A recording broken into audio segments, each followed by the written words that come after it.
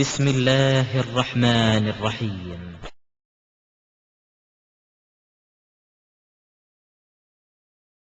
அல்ஹம்துலில்லாஹ்.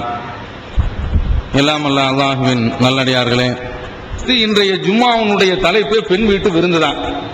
இதை மார்க்கம் என்ன சொல்கின்றது என்பதை ஒவ்வொரு சகோதரரும் தெரிந்து கொள்ள வேண்டும்.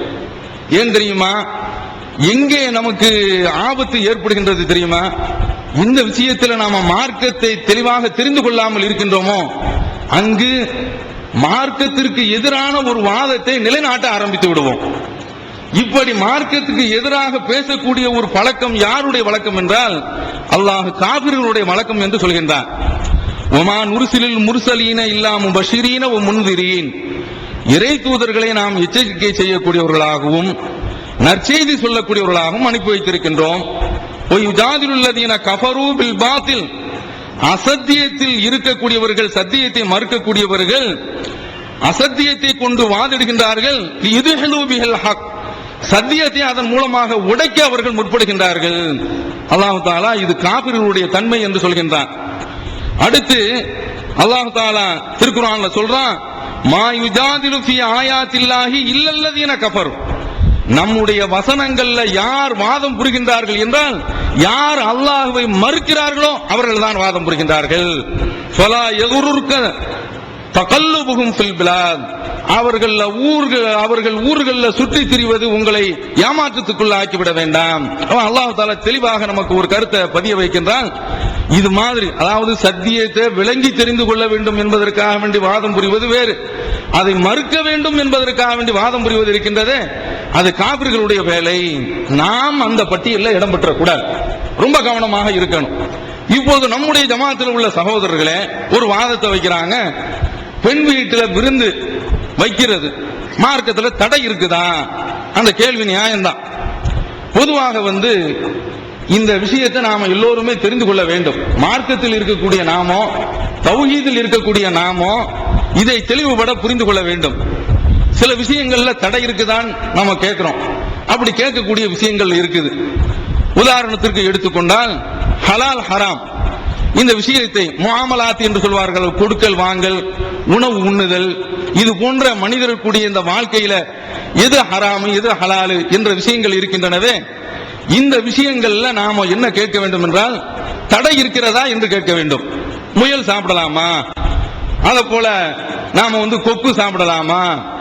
அது போன்று புறா சாப்பிடலாமா? குருவி சாப்பிடலாமா? இப்படி ஒவ்வொன்னா நாம கேட்க கேட்க மார்க்கம் அதுக்கு பதில் சொல்லிக்கிட்டு இருக்காது. அதுல தடை என்னவோ அதை மார்க்கம் சொல்லிவிடும். அல்லாஹ் தஆலா ஹுர்ரிமத் அலைக்குமுல் மைத்தத்து வத்தமு வலஹ்முல் கின்சீர், உங்களுக்கு செத்த பிணம், ரத்தம், பன்றி இறைச்சி ஹராமாக்கப்பட்டு விட்டது, தடைய சொல்லிரும்.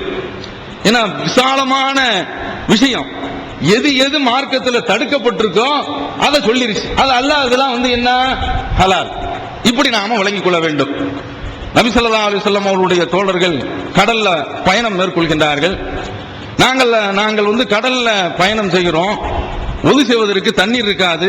கடல் தண்ணீரை நாங்க பயன்படுத்தி ஒது செய்து கொள்ளலாமா என்று கேட்கின்ற பொழுது ரசூலுல்லாஹ் பயன்படுத்திக் கொள்ளுங்கள், அது தஹூருன் மாவுகு, கடல் தண்ணீர் சுத்தமானது, அல் ஹில்லு மைத்தத்துகு, அதுல செத்ததும் உங்களுக்கு ஹலால் அப்படின்ட்டாங்க. அப்ப அந்த கடல்ல எது நம்ம சாப்பிட்டா உடலுக்கு பாதகத்தை விளைவிக்குமோ, கடல்ல உள்ள இன்ன பிராணியை சாப்பிட்டு ஒருவன் இறந்து விட்டான் என்று அனுபவம் சொல்கின்றதோ, அறிவியல் சொல்கின்றதோ, இது விஷம் என்று தெரிந்தால் அதையெல்லாம் தவிர்த்துக் கொண்டு மீது எல்லாவற்றையும் சாப்பிடலாம். ஆத்துல உள்ள பொருளை சாப்பிடலாமா? மீனை சாப்பிடலாமா? ஆத்து மீனை சாப்பிடலாமா? விரால் மீனை சாப்பிடலாமா? விலாங்கு மீன் சாப்பிடலாமா? கெண்ட மீன் சாப்பிடலாமா? இப்படி நாம ஒவ்வொன்றாக இப்படி கேட்டுக்கொண்டே இருக்க முடியாது. அதுல என்ன தடையோ அதை மார்க்கம் சொல்லிவிடும். இது கொடுக்கல் வாங்கல், இது போன்ற உணவு விஷயங்கள், இது மாதிரியான விஷயங்கள்ல தடைய மார்க்கம் சொல்லிவிடும். இது இப்படி கேட்பது நியாயம்தான். அதே சந்தர்ப்பத்தில் வணக்கங்கள் இருக்குது, அதுல போய் தடை இருக்குதான்னு சொல்லி கேட்க கூடாது. வணக்கம் இப்ப உதாரணத்திற்கு எடுத்துக்கொள்வோம். சுபுகு தொழுத பிறகு ஒருவர், சுபுவுக்கு முன்னால சுன்னத் தொழுதாச்சு, மார்க்கம் முன்னால சுன்னத்தை வச்சிருக்குது, அந்த முன் சுன்னத்து விடுபட்டது என்றால் பின்னால தொழுது கொள்ளலாம். ஒருவர் என்ன செய்யறாருன்னா, முன் சுன்னத்தும் தொழுதுட்டு பின்னால 2 ரக்காத் தொழுகிறார். என்னப்பா தொழுத? நான் பின் சுன்னத்து தொழுவேன், பின் சுன்னத்து கிடையாத என்று சொல்கின்ற போது தடை இருக்குதா அப்படின்னு கேட்டார் என்றால் அப்படி கேட்க கூடாது. இபாதத்தை பொறுத்தவரையில அல்லாஹ்வுடைய தூதருடைய உத்தரவு இருக்கிறதா, அனுமதிச்சிருக்காங்களா, பிறர் செய்யறதை பார்த்து அனுமதிச்சிருக்காங்களா, அவங்க செய்திருக்கிறாங்களா, உத்தரவு போட்டிருக்காங்களான்னு பார்க்கணும். அது இல்லைன்னா அது பிதஅத்து. இதை நாம தெளிவாக புரிந்து கொள்ள வேண்டும். ஒருவர் இப்ப நம்ம ஊர்ல மேலப்பாளையத்தில் ஒரு பழக்கம் இருக்குது, பெருநாள் அன்றைக்கு பெருநாள் தொழுகைக்கு முன்னால சுன்னத் தொழுவாங்க. இந்த ஊர்ல இப்படிப்பட்ட ஒரு பழக்கம் இருக்கின்றது. தௌஹீத் ஜமாத் அதெல்லாம் உடைச்சு எரிஞ்சிருக்குது. இப்போ அவங்கள்ட்ட போய் கேட்கும் போது பெருநாளைக்கு முந்தி, பெருநாள் தொழுகைக்கு முந்தி ஒரு சுன்னத் தொழுகை இருக்குதா என்று கேட்டால் அவர்கள்ட்ட இருந்து வரக்கூடிய பதில் என்ன? தடை இருக்குதா? இப்படி இபாதத்துல கேட்க கூடாது. இபாதத்துல உத்தரவு இருக்குதான்னு பார்க்கணும். ரசூலுல்லாஹி ஸல்லல்லாஹு அலைஹி வஸல்லம் அவர்கள் பெருநாள் அன்றைக்கு இன்ன அவ்வளமா நபதவு மின் யௌமினா ஹாதா அன் நுஸல்லிய, இந்த நாள்ல முதல்ல நாம துவங்குறது இந்த பெருநாள் தொழுகை தான், வேற தொழுகை இல்லைன்னு ஆயிப்போச்சு. அப்போ இது மாதிரியான கட்டங்கள்ல உத்தரவு இருக்கின்றதா என்று பார்க்க வேண்டும். உத்தரவு இல்லை என்றால் அதை செய்துவிடக் கூடாது. இப்படி நாம ஒவ்வொன்றிலும் இப்படி தடை இருக்குதான்னு கேட்டா எல்லா விதத்தையும் நியாயப்படுத்த வேண்டிய அவசியம் வந்துவிடும். தொழுது விட்டு என்ன செய்வாங்க? கூட்டு துவா ஓதுவாங்க. கூட்டு துவா ஏன்பா ஓதுற, தடை இருக்குதா என்று கேட்டால் தடை இல்ல, உத்தரவு இருக்குதான்னு இதுல பார்க்கணும். இபாதத்தை பொறுத்தவரையில் தடை இல்லை அப்படின்னு பார்த்தோம் என்றால் எல்லா விதத்தையும் நியாயப்படுத்தி விடலாம். அப்ப அதுல ரசூலுல்லாஹ் இப்படி கூட்டு துவாவுக்கு உத்தரவு போடல, செய்யல, அவங்க துவா ஓதி இருக்கிறாங்க. அதே போல மேராஜ் இரவுல தொழுகிறாங்களே, அதை நீங்க தொழாதீங்க சொல்லும்போது தடை இருக்குதா அப்படின்னு கேட்டா கிடையாது. அந்த மாதிரியான ஒரு இரவும் கிடையாது, அல்லாஹ்வுடைய தூதர் ஒரு உத்தரவும் நமக்கு போடல. அதே போல பாங்குக்கு முந்தி ஸலவாத்து சொல்றாங்க, ஏன்பா ஸலவாத்து சொல்ற, தடை இருக்குதா அப்படின்னு கேட்க கூடாது. கேட்டா அதை நியாயப்படுத்த வேண்டிய ஒரு அவசியம் ஏற்படும். இதற்கெல்லாம் நாம என்ன அளவுகோலை நாம் பார்க்க வேண்டும் என்றால் எதுல, அதான் ரசூலுல்லாஹி ஸல்லல்லாஹு அலைஹி வஸல்லம் அவர்கள் சொல்றாங்க, மன் அஹதத ஃபீ அம்ரினா ஹாதா மா லைஸ மின்ஹு ஃபஹுவ ரத்துன், இந்த மார்க்கத்தில் எது இல்லையோ அதை புதிதாக யார் உருவாக்குகின்றாரோ அது தள்ளுபடி செய்ய வேண்டிய காரியம், நிராகரிக்கப்பட வேண்டிய காரியம். அவங்க மார்க்கத்தில் எது வணக்கங்கள் விஷயத்தில் எது சொல்லப்படலையோ அது செய்யக்கூடாது. சொல்லப்படாததை செய்தால் அதுதான் பிதஅத்து. குல்லு பிதஅத்தின் தலாலா, எல்லா பிதஅத்தும் வழிகேடு, குல்லு தலாலத்தின் பின்னார், எல்லா வழிகேடும் நரகத்தில் கொண்டு போய் சேர்க்கிறோம். அப்ப அதனால இந்த விஷயத்தை நாம் தெளிவாக புரிந்து கொள்ள வேண்டும்.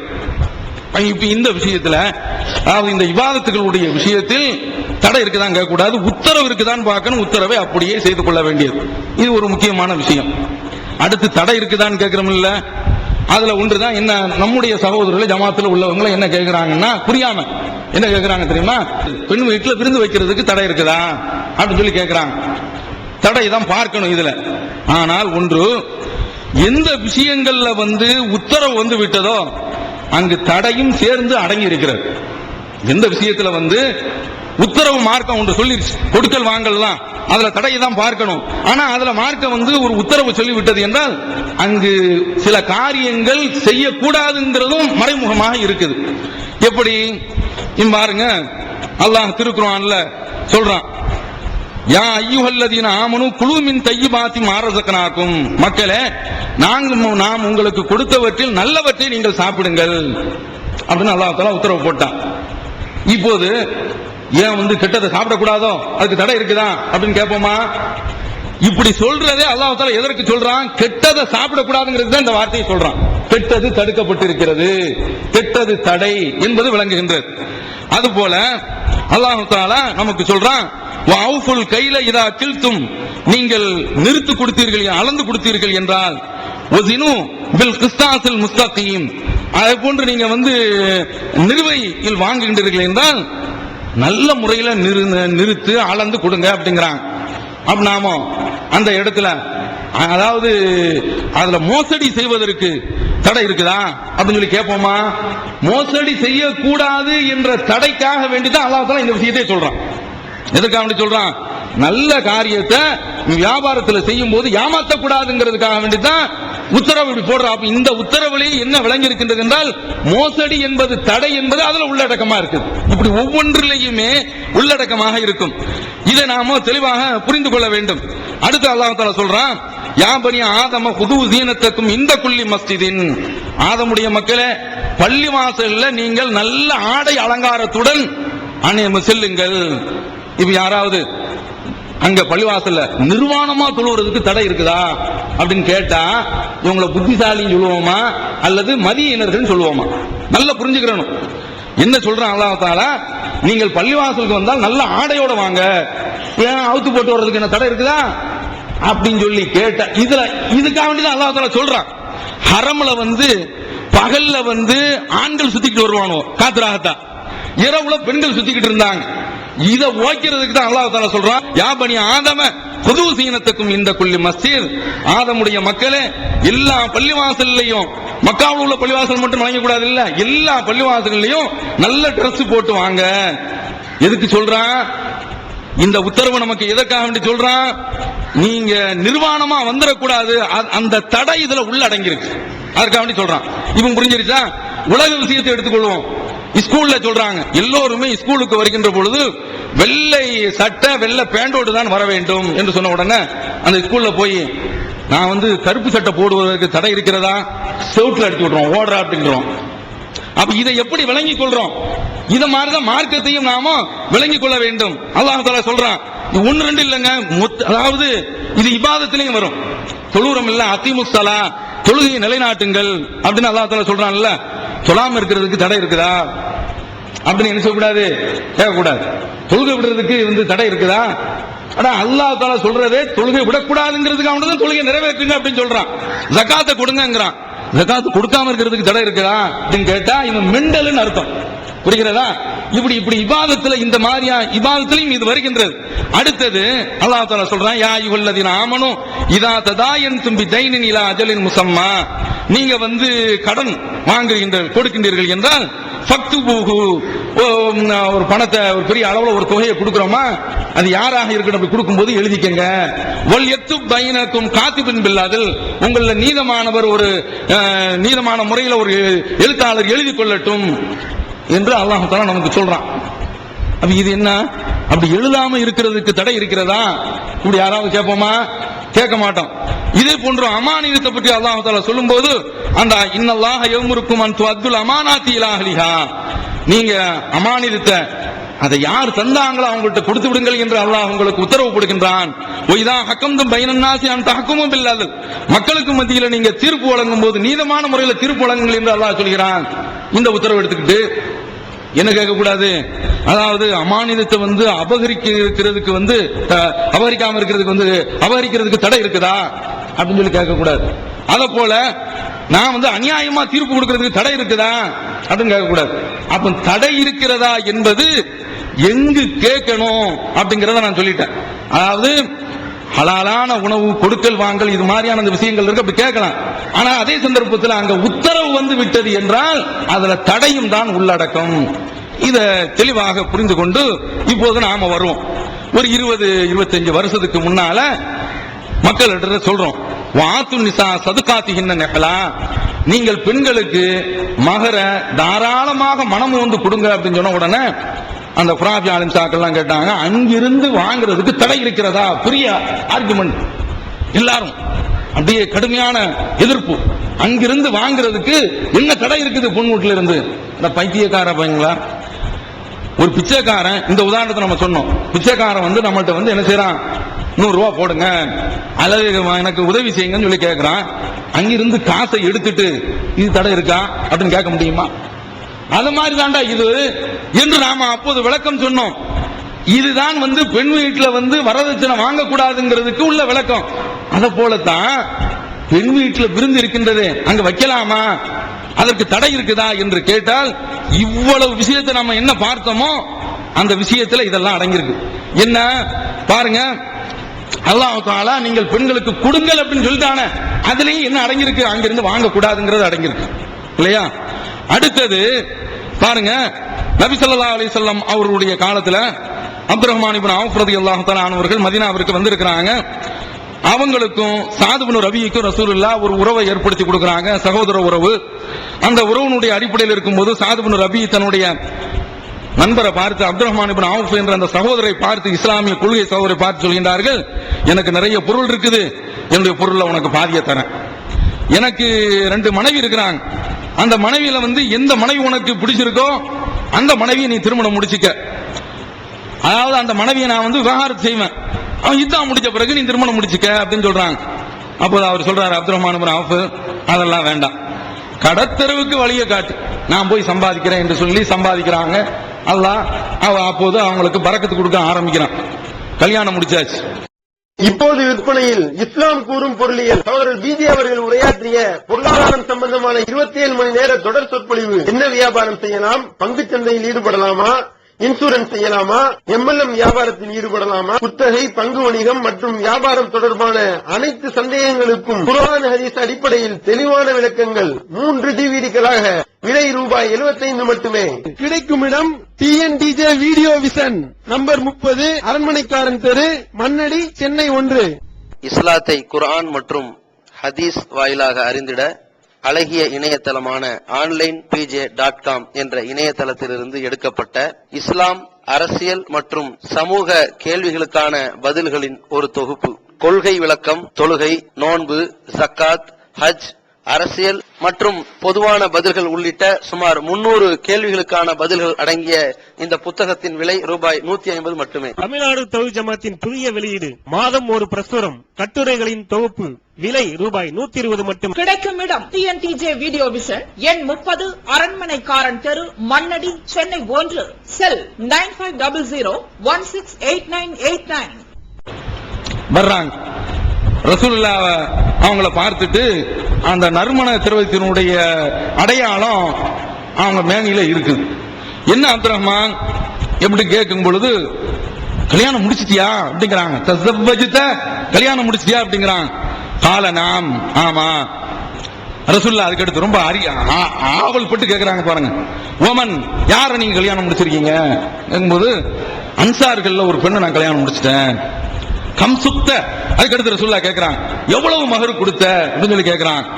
ஒரு பேரித்தம்பள கொட்டை அளவு தங்க மகரை நான் கொடுத்தேன், தங்கத்தை மகராக கொடுத்தேன் சொன்ன உடனே ரசூலுல்லாஹ் சொல்றாங்க, அவுலி முலபிஷாத், ஒரு ஆட்டை அறுத்தாவது விருந்து கொடு அப்படிங்கிறாங்க. இது புகாரில இடம் பெற்றிருக்குது. இதுல என்ன இந்த ஹதீஸ் நமக்கு தெளிவா தெரிவிக்குது, மாப்பிள்ளை வீட்டுக்காரன் தான் விருந்து வைக்கணும். இப்ப கேட்கலாமா, மாப்பிள்ளை வீட்டுக்காரனைத்தான் ரசூலுல்லாஹ் விருந்து, அதுவும் கம்பல்சரி கிடையாது. மாப்பிள்ளை வீட்டுக்காரனை பார்த்தா ரசூலுல்லாஹ் நீ விருந்து வைங்கன்னு சொன்னா, இப்போ இந்த பெண் வீட்டுக்காரன் விருந்து வைக்கிறதுக்கு தடையான்னு கேட்கறது கேள்வி வருமா? ஒருபோதும் வராது. முட்டாள்தனமான கேள்வி, பைத்தியக்காரத்தனமான கேள்வி. அப்படிப்பட்ட ஒரு கேள்வியை நம்ம தௌஹீதுல இருக்கக்கூடிய ஆட்கள் கேட்கக்கூடாது. ஏன் நான் சொல்லிட்டேன், இந்த மாதிரி அதாவது சத்தியத்தை தெரிந்த பிறகு அதுல இப்படி கேள்வி எழுப்பக்கூடியவர்கள் காபிர்கள் தான் என்று அல்லாஹ் தஆலா சொல்றான். அந்த லிஸ்ட்ல தௌஹீத்வாதிகளாக நாம இருக்கலாமா? இதை தெளிவாக நாம் புரிந்து கொள்ள வேண்டும். அப்ப பெண் வீட்டுல ஒருபோதும் விருந்து கிடையாது, இத நாம புரிந்து கொள்ள வேண்டும். அடுத்தது, இப்போது மாப்பிள்ளை வீட்லயும் விருந்து வைக்கிறாங்கல்ல, இந்த விருந்துக்கு அழைக்கிறது சுன்னத், கல்யாணத்துக்கு அழைக்கிறது சுன்னத்தா? அதுவும் கிடையாது. ரசூலுல்லாஹி ஸல்லல்லாஹு அலைஹி வஸல்லம் அவர்கள் விருந்துக்கு அழைச்சாங்களா, வலிமா விருந்துக்கு அழைச்சாங்களா, நிக்காஹ் குத்பாக்கு அழைச்சாங்களா? எந்த ஒரு ஹதீஸ்லயும் காட்ட முடியாது கல்யாணத்துக்கு வாங்கன்னு ரசூலுல்லாஹ் அழைச்சது. இது தெளிவா புரிஞ்சுக்கங்க. மாப்பிள்ளை வீட்டுக்காரனே அழைக்க கூடாது அப்படிங்கும்போது பெண்ணு வீட்டுக்காரன் ஆட்டோ எடுத்துட்டு ஒவ்வொரு வீடா போய் என் பிள்ளைக்கு கல்யாணம், அட சடங்குக்கு எப்படி அழைக்க கூடாதுன்னு சொல்றோமோ அதை போலதான் பெண்ணு வீட்டுலயும் அழைக்க கூடாது. இது தெளிவா புரிஞ்சுக்கங்க. இப்படி அழைக்கின்ற பொழுதுதான் ஒரு கூட்டத்தை கூப்பிட்டு வச்சு நாம அவங்களுக்கு சாப்பாடு கொடுக்கணுங்கிற ஒரு நிர்பந்தம் வருது. அழைக்காதீங்க, அழைக்கிறது கிடையாது இஸ்லாத்துல. இன்றைக்கு தெளிவா புரிஞ்சுக்கங்க. ஏன் அழைக்கிறோம், ஜமாத்லாம் வருதுங்கிறதுக்கு ஒரு காரணம் சொல்றேன். அது கூடுமா கூடாதுங்கிறது தான் ஜமாத்தினுடைய நிலைப்பாடு. இப்போது தெளிவாக புரிந்து கொள்ளுங்கள். இது போன்று திருமணத்திற்கு அழைக்கிறதுங்கிறது கிடையாது. இப்படி அழைச்சு வச்சுட்டு நான் பெண்ணு வீட்டுல எங்க சொந்தக்காரங்க வந்துட்டாங்க, வெளியூர்காரங்க வந்துட்டாங்க, அதனால நான் சாப்பாடு கொடுக்கிறேங்கிற வாதம் சரி கிடையாது. இதை தெளிவாக புரிந்து கொள்ள வேண்டும். ரசூலுல்லாஹி ஸல்லல்லாஹு அலைஹி வஸல்லம் அவர்கள் ஜகாத்துக்காக வேண்டி ஒரு ஆளை அனுப்புறாங்க. அவர் அங்கு ஜகாத்து வசூலிக்க செல்லும் பொழுது அவருக்கு என்று பிரத்யேகமாக இந்தாங்க வச்சுக்கங்கன்னு சொல்லி கொடுக்குறாங்க. அவர் ஜகாத்தை வசூலிச்சுட்டு ரசூலுல்லாஹி ஸல்லல்லாஹு அலைஹி வஸல்லம் அவர்களுடைய முன்னிலையில அல்லாஹ்வுடைய தூதரே, இதோ இதெல்லாம் ஜகாத்து தொகை, இதெல்லாம் வந்து எனக்கு வந்து பெர்சனலாக வழங்கப்பட்ட கிஃப்ட் அப்படின்னு சொன்ன உடனே ரசூலுல்லாஹ்வுக்கு ஏறிடுச்சு, மெம்பர்ல ஏறிட்டாங்க. ஏறி பயான் பண்ண ஆரம்பிச்சாங்க, சொற்பொழிவு நிகழ்த்துகின்றார்கள். அதாவது ஒரு ஊழியரை நான் இங்கிருந்து ஜகாத்திற்காக வேண்டி வசூல் செய்வதற்கு அனுப்பியிருக்கின்றேன். அவர் அங்கிருந்து வந்து என்னிடத்திலே யா ரசூலுல்லாஹ் ஹாதாலக்கும், இது உங்களுக்கு, ஹாதா உஹதியலி, இது எனக்காக வேண்டி அன்பளிப்பு செய்யப்பட்டது என்று சொல்லுகின்றார். ரசூலுல்லாஹ் சொல்றாங்க, அஃபலா காத்த ஃபீ பைத்தி அபி வ உம்மி, உன்னுடைய உம்மா வீட்ல உட்கார்ந்துக்கப்பா, உன் வாப்பா வீட்ல உட்கார்ந்துக்க, அப்போ உனக்கு இந்த நன்மை அன்பளிப்பு வருதான்னு பாரு. நீ ஜகாத்துக்குன்னு போனதுனால உனக்கு தந்தாங்களா, நீ பர்சனல் விசிட் பண்ணி அதுக்கு தந்தாங்களா, என்ன நினைச்சிட்டு பேசுற? ஏறி என்று ரசூலுல்லாஹி ஸல்லல்லாஹு அலைஹி வஸல்லம் அவர்கள் ஏறி விட்டார்கள். அப்ப நாம அங்க என்ன பார்க்கிறோம்? இப்போ இந்த ஹதீஸை வைத்துக்கொண்டு இப்போ இந்த கல்யாணத்தின் ஒரு பெண் வீட்டுல வந்து நாம் அந்த விருந்து ஏற்பாடு செய்யறோமே, இத சாதாரண நாள்ல இந்த ஒரு 200 பேருக்கு சாப்பாடு கொடுப்போமா? கொடுக்க மாட்டோம். இதை ஒட்டி தான் கொடுக்கிறோம். எதை ஒட்டி? இந்த பெண் வீட்டுக்கு வந்துட்டாங்கிறத ஒட்டி தான் நாம கொடுக்கிறோமே தவிர அதை வெட்டி கொடுக்கிறது கிடையாது. அதனால இதை நம்ம மற்ற நாள்ல செய்வோமா? நம்ம செய்ய மாட்டோம். அதைத்தான் இங்கேயும் கடைபிடிக்கணும். திருமண அன்றைக்கு பெண் வீட்டுல யாராவது வெளியில இருந்து வந்துட்டாங்களா, அது எப்போதும் அவங்க சாதாரண அல்லாத, அதாவது திருமணம் அல்லாத நாட்கள் வரும்பொழுது நம்ம என்ன செய்வோமோ அதை செய்ய வேண்டியது. இதுதான் மார்க்கம். இதுக்காக வேண்டி நான் வந்து அப்ப அவன் வெளியூர்காரங்களை வைக்கிறேன என்று சொல்லி சொந்தக்காரங்களை கூப்பிடுறது, இதெல்லாம் வந்து இஸ்லாத்துல கிடையாது. தௌஹீத்வாதிகள் இந்த சுன்னத்தை, அதாவது இந்த பிதஅத்தை அறிமுகப்படுத்தக்கூடாது. எது மார்க்கத்தில் சொல்லப்பட்டிருக்க, மாப்பிள்ளை வீட்டில் விருந்து கொடுக்கப்படணும் சொல்லுங்க, அதை மட்டும் நிலைநாட்டுங்க, விருந்துக்கு மட்டும் கூப்பிடுங்க. இப்படி நீங்க ஜமாத்திற்கு நீங்க அழைக்கின்றீர்கள் என்றால் அது எதனால? இந்த ஜமாத்து வந்தால்தான் திருமணம் என்ற விமர்சனம் எல்லாம் இந்த ஜமாத்துக்கு கிடையாது. ஏன் வருது? இன்றைக்கும் சில இடங்கள்ல எதிர்ப்புகள் இருக்கு. கடுமையான முறையில் என்ன செய்யறான்? எதிர்க்கிறான். திருமண பதிவேடு தரமாட்டேன் அப்படிங்கிறான், நான் வந்து கலாட்டா பண்ணுவேன் அப்படிங்கிறான். இது மாதிரியான ஒரு சூழலுக்கு தான் ஜமாத் வருகின்றதை தவிர இதுவும் காலப்போக்கில் அப்படி நாம குறைச்சிக்கிட்டு வர்றோம். நாம ஒவ்வொரு தடவையும் அந்த நிக்காஹ் குத்பாவின் போதும் இதை சொல்கின்றோம். கிடையாதுங்க, நான் வந்துதான் திருமணம் முடிக்கணுங்கிறது கிடையாது.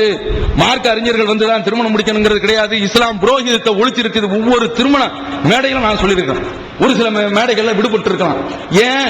அந்த கலாச்சாரம் கூடாது என்று நாம் சொல்லிக் கொண்டிருக்கின்றோம். இஸ்லாத்துல இதெல்லாம் கிடையாது. வலிமாவுக்கு, அந்த வலிமாவு என்ன? சட்டப்பூர்வமான ஒரு திருமணம் என்பதை, ஒரு சந்தோஷம் என்பதை பகிர்ந்து கொள்வதற்காக வேண்டி மார்க்கம் அதை சொல்கின்றது. அல்லாஹ்வுடைய தூதர் அந்த சுன்னத்தை நிறைவேற்ற சொல்லியிருக்கிறாங்க. இதை தவிர்த்து பெண் வீட்டுல இருந்து அதுவும் பெரிய அளவுல வந்து போய் ஆட்டோவில் போய் கூப்பிடுறது, அவங்கள போய் அழைக்கிறது, சொந்தக்காரங்களை போய் அழைக்கிறது, இதெல்லாம் மார்க்கத்தில் கிடையாது. இதை விட்டு விட்டோம் என்றால் இந்த பெண் வீட்டு விருந்து ஓஞ்சு போயிடும். மாப்பிள்ளை வீட்டிலையும் தேவையில்லாத செலவுகள் எல்லாம் தவிர்க்கப்படும். அப்புறம் தௌஹீத் ஜமாத்தில் இருக்கக்கூடிய நாம இனிமேல இது போன்று யாரும் போய் அழைக்கிறதுங்கிற அந்த கலாச்சாரத்தை விடுங்க. திருமணத்திற்கு என்று அழைக்கிறது இப்போ ஒரு சில காரணங்களுக்காக மட்டும் என்ன, இது இப்போ அரசாங்கத்தில் பதிவேடு திருமணங்கிறது மனைவி அழைக்கணும்னா நிக்காஹ் தஃப்தர் கேட்கிறான். இதுக்காக வேண்டி ஒரு 4 பேர்களை கூட்டு வைக்கிறாங்க. அந்த சந்தர்ப்பத்தில் இது போன்று கூடும் பொழுது ஒரு பிரச்சாரம். இந்த கண்ணோட்டத்தை தவிர்த்து மாப்பிள்ளை வீட்டுல வந்து அழைக்கணும், ஒவ்வொரு வீடா போய் பத்திரிக்கை அழைச்சு, இங்கிருந்து வெளிநாட்டில் உள்ளவங்க பாம்பேல இருந்தா அவங்க கிளம்பி வர்றது, கல்கத்தாவில் உள்ளவங்க அவங்க கிளம்பி வர்றது, இதெல்லாம் கிடையாது. ஒரு காலத்தில் அப்படிலாம் போனோம். இன்றைக்கு என்ன ஆச்சு? திருமணத்திற்காக வேண்டி வெளியூர் போறது இஸ்ராஃப் அப்படின்னு சொல்லி முடிவு பண்ணியாச்சு, வீண் வரை. அந்த மாதிரி நாம ஒரு தெளிவான முடிவு எடுத்து விட்டோம் என்றால் இது போன்ற இந்த பிதுஅத்துகளை எல்லாம் நாம தவிர்த்துக் கொள்ளலாம். அதுலயும் பாருங்க, ரசூலுல்லாஹி ஸல்லல்லாஹு அலைஹி வஸல்லம் அவர்கள் நமக்கு நல்ல அழகான முறையில் சொல்றாங்க பாருங்க. அதாவது மற்ற சுன்னத்துகள் அதெல்லாம் வந்து கவனிக்க மாட்டான். இந்த திருமணம் நடத்தக்கூடிய ஆட்கள் பெரிய ஊர் முத்தவள்ளி அவன்லாம் இருப்பாங்கல்ல, தாடி இருக்காது அவன்லாம் பாருங்க. ஆனா இந்த திருமணத்தில் உள்ள அந்த வலிமாவில் உள்ள சுன்னத்தை ரொம்ப போட்டு கடைஞ்சு, ஏன் தெரியுமா? இதுல அவன் பகட்ட விரும்புறான், பெருமையை விரும்புறான். சுன்னத்தை விரும்புவனா இருந்தா அவனுடைய குடும்பத்துல ஒரு பெரிய அளவு, நான் எல்லா மேடைகளையும் இதை சொல்றேன், எல்லாரும் இந்த மாதிரி நடத்திட்டு இருந்த அதிகமான அளவுல காசு பணம் செலவழித்து செய்யக்கூடிய ஆட்கள் நீங்க பார்த்தீங்களாகும். அவன் குடும்பத்தில் ஒரு மருத்துவக் கல்லூரிக்கு போய் சேர்வதற்கு காசு இல்லாம அனாதையா நிற்பான், கண்டிருக்க மாட்டான்.